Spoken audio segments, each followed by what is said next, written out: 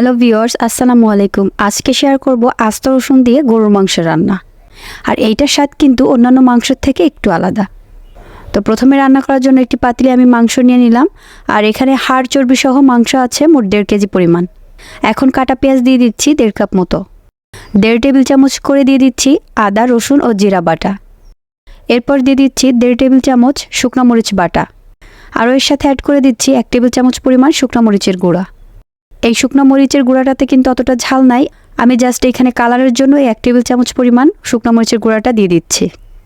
তারপর দিয়ে দিলাম 1.5 টেবিল চামচ পরিমাণ ধনিয়ার গুঁড়া, 1 চা চামচ পরিমাণ হলুদের গুঁড়া। এবার দিয়ে দিলাম স্বাদ মতো লবণ। এই মাংসটাতে আমি একটু বাদাম বাটা ইউজ করব, আর এই জন্য আমি এখানে 1.5 টেবিল চামচ নর্মাল বাদাম বাটা নিয়ে নিয়েছি। এবার গরম মশলা দিয়ে দিব।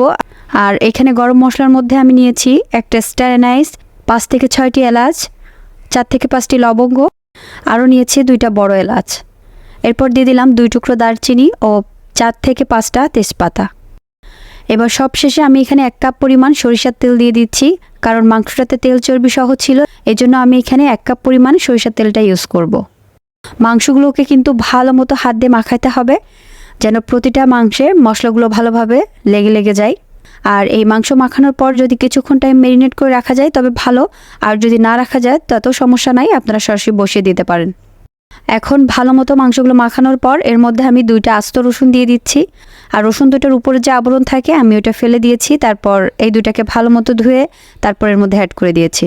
রসুনের পরিমাণ ইচ্ছা করলে আরও এখানে অ্যাড করতে পারেন। এবার একটা ঢাকনা দিয়ে দিলাম, আর ঢাকনা যে ছিদ্রটা ছিল ওইটা আমি বন্ধ করে দিলাম। এখন চুলার আঁচটা হাই হিটে রেখে আমি 10 মিনিট মতো রান্না করব। 10 মিনিট পর মাংসগুলো আমি একবার উল্টে পাল্টে দিলাম। তারপর আমি ঢাকনা দিয়ে আবারও প্রায় 15 থেকে 20 মিনিটের জন্য চুলার আঁচটা মিডিয়ামে রেখে রান্না করতে থাকব। আর এই পর্যায়ে মাংস থেকে কিন্তু অনেকখানি পানি বের হয়েছে।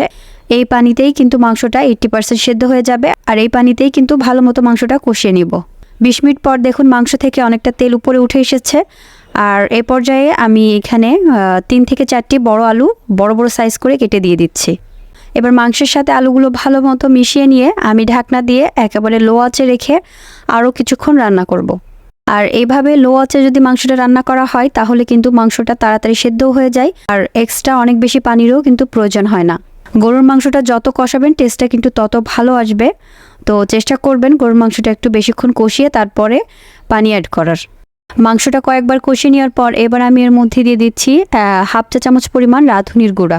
আর এই মাংসটা রান্না করার জন্য আমি এখানে রাঁধুনির পরিমাণটা দিয়েছি, কারণ রাঁধুনি দিলে মাংসের টেস্টটা একটু ডিফারেন্ট আসে এবং খেতেও কিন্তু অনেক ভালো লাগে। আবারও কিছুক্ষণ ভালো মতো কষিয়ে আমি এখানে প্রায় 1.5 কাপ গরম পানি অ্যাড করে দিব। এখন ঢাকনা দিয়ে 10 মিনিটের জন্য রেখে দিব। আর এই 10 মিনিটের মধ্যেই কিন্তু মাংসটা পুরোপুরি রান্না হয়ে যাবে। আর এই যে দেখুন মাংসটা কিন্তু পুরোপুরি রান্না শেষ। আর কালারটাও দেখুন, জাস্ট টকটকা লাল একটা কালার আসছে। মাংসগুলো এখন সার্ভ করে নিব। আর গরম ভাতের সাথে এই রসুন দিয়ে গরুর মাংসের স্বাদ কিন্তু অসাধারণ। আর এটার টেস্টও কিন্তু অন্যান্য মাংসের চেয়ে একটু ডিফারেন্ট আসে। আমার রেসিপি ফলো করে আপনারা চাইলে বাসায় এটা ট্রাই করে দেখতে পারেন। আমার এই রেসিপিটি যদি আপনাদের ভালো লেগে থাকে তাহলে লাইক, কমেন্টস এবং শেয়ার করে দিবেন। সবাই সুস্থ এবং ভালো থাকবেন। আল্লাহ হাফেজ। আসসালামু আলাইকুম।